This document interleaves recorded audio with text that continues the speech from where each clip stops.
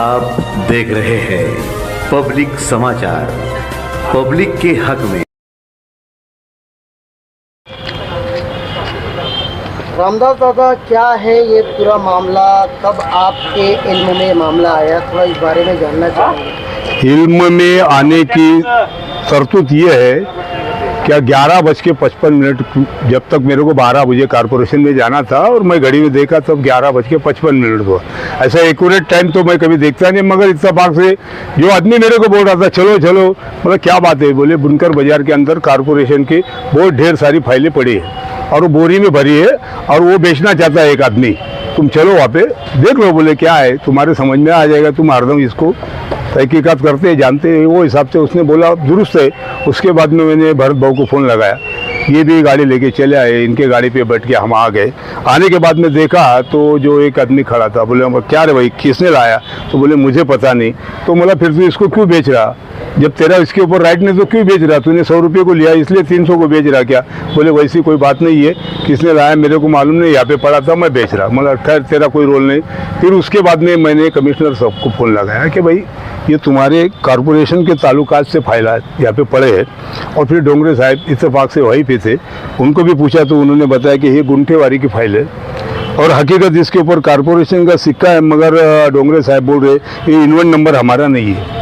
खैर किसका भी इन्वेंट नंबर है तो समझ में आ जाएगा। रही बात, मेरा कहना क्या है कि कारपोरेशन में इतनी बड़ी सिक्योरिटी है, ये फाइल वहाँ से गई कैसी क्या, एमटीएस में गई होगी या कोई ऑफिसर से गई होगी, मगर यहाँ तक क्यों पहुँचा है और पहुँचाने वाला कौन है, वो शक का तलाश किया जाए, इसकी चौकसी होना चाहिए। अगर ज़रूरी कागजात है भी नहीं भी है, मगर ऐसी लापरवाही अगर कारपोरेशन में चलती है तो हमारी जो भी मौके के डॉक्यूमेंट्स होंगे, कागज पत्र होंगे, वो सुरक्षित कैसे रह सकते, किसके भरोसे ये कारपोरेशन चल रही। हालात तो संगीन है कारपोरेशन की, जाने वाला चलेगा, उसने तिजोरी खाली कर डाला, मगर अभी कागजात भी खाली हो रहे। ये बड़े अंधेर की बात है कि इतने एक कागज रहता तो अपन समझ लो भाई गलती से आ गया, मगर देखो हज़ारों फाइलें ये बोरी के अंदर है, वो बोरी के अंदर है। तो फिर उसके बाद मैं अपर साहब को फ़ोन लगा, अपर साहब बोले मैं पीआई साहब को भेजते, पीआई साहब फ़ौरन आया तो उनकी निगरानी में उन्होंने देखे कि भाई हम पुलिस स्टेशन ले जाते और इसकी तहकीकात करना ज़रूरी है और इसके अंदर कितनी फाइल है। अभी इनको आदेश दिया डोंगरे साहब को, ठाकरे साहब को कि सबका नाम लिखो और हमारे को ये यादी दो कितनी फाइल यहाँ पे है, वो यादी ले के देने वाले हैं। और ये जो है बहुत लापरवाही का काम नहीं है, ये सोच के क्या ऐसा भी एंगल हो सकता, लापरवाही है तो वहाँ पे क्यों आए,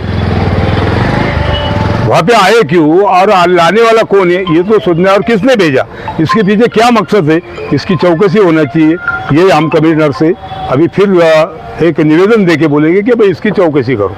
ये आवाम के साथ धोखाधड़ी है कि किसके साथ धोखाधड़ी, और ये क्यों करना, क्या ज़रूरी है। तुम्हारा अगर कागज पत्र है तो तुमने वहीं पे निष्कासित करना चाहिए थे।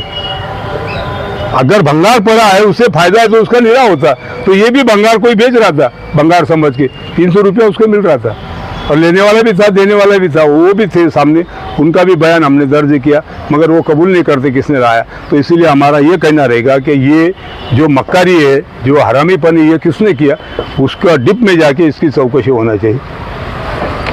ते डॉक्युमेंट्स आपले महापालिकेचे, त्याबद्दल आता जे पण सविस्तर तुम्हाला माहिती दिली त्याबद्दल आपण काय म्हणाल।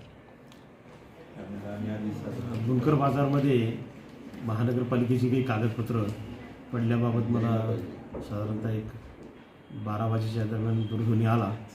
त्यानुसार मी महापालिकेचे जबाबदार अधिकारी कर्मचारी तिकडं पाठवले होते, त्यांनी त्याची पाहणी आणि पंचनामा करून माहिती दिलेली आहे।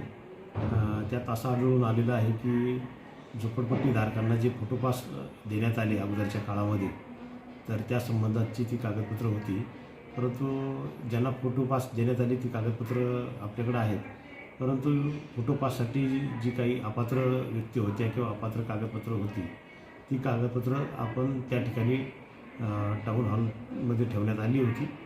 तो टाऊन हॉल धोकादायक झाल्यामुळं त्याचा काही भाग पाडण्यात आला आणि त्यावेळेस काही अज्ञात व्यक्तींना ती कागदपत्र किंवा कागदाचे गट्टे तिथं दिसून आले आणि त्यांनी ती कागदपत्र काढून रद्दी म्हणून किंवा इतर कारणासाठी ती बाहेर टाकली आणि त्याच दृष्टीनं आज ती निदर्शनास आलेली आहे। तर आम्ही प्रशासनाकडून त्याचा पंचनामा केलेला आहे. ही कागदपत्रं खरोखरच उपयोगी होती काय, किंवा ही कागदपत्रं तिथंच ठेवून तिचं बरोबर रेकॉर्डिंग का ठेवण्यात आलं नाही, याबाबत संबंधित जे कर्मचारी असतील त्याबाबत त्यांना पत्र देऊन त्यांचा खुलासा घेऊ. आणि त्याच्या खुलासामध्ये जर महापालिकेच्या नुकसानीच्या दृष्टीनं काही त्यात असेल तर नक्कीच तशा कर्मचाऱ्यांवर प्रशासकीय कारवाई प्रस्तावित करण्यात येईल. बस.